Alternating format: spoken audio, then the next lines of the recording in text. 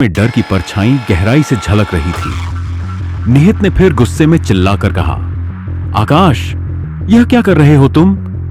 आकाश ने गोलियां चलाना रोक दिया। पिस्तौल अब भी उसके हाथ में थी, लेकिन उसकी आंखों से आंसू बह रहे थे। उसकी भारी सी रुंधी हुई आवाज में गहरा दर्द था।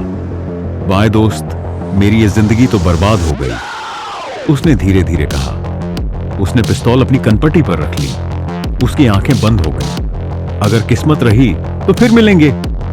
यह कहते हुए उसके चेहरे पर जैसे बेबसी और हताशा का समंदर उमड़ आया। निहित ने हाथ बढ़ाते हुए कहा, देखो आकाश, मेरी बात सुनो, ऐसा मत करो। उसकी आवाज में घबराहट और चिंता थी, लेकिन इससे पहले कि निहित उसे रोक पाता, आकाश ने पिस्तौल का ट्रिगर दबा दिया। गोली उसकी खोपड़ी को चीरते हुए दूसरी तरफ निकल गई। एक तीखी आवाज हवा में गूंज उठी और अगले ही पल आकाश जमीन पर गिर पड़ा। उसका पूरा शरीर कुछ क्षणों तक दर्द से कांपता रहा, तड़पता रहा, और फिर वह शांत हो गया। आकाश की सांसें थम गईं। वह अब इस दुनिया में नहीं था। निहित वहीं खड़ा था, जैसे उसकी सांसें भी रुक गई हों। उसकी आंखें आकाश की निर्जीव देह पर टिक गई थीं। सब कुछ ही पलों में खत्म हो गया था। मुस्कान ने धीरे से आकाश की तरफ देखा।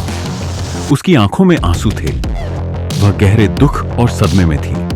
अगले ही पल वह निहित से लिपटकर जोर जोर से रोने लगी। निहित ने उसे अपने सीने से लगा लिया, लेकिन उसकी आंखों में भी सवाल ही सवाल थे। आकाश ने ऐसा क्यों किया? वह समझ नहीं पा रहा था कि आखिर ऐसा क्या हुआ था जिसने आकाश को इस पागलपन और बर्बादी के रास्ते पर धकेल दिया। उसने न केवल स्कूल के 3 निर्दोष विद्यार्थियों की जान ली, बल्कि अंत में खुद को भी खत्म कर लिया। यह सोचकर निहित का दिल और ज्यादा भारी हो गया।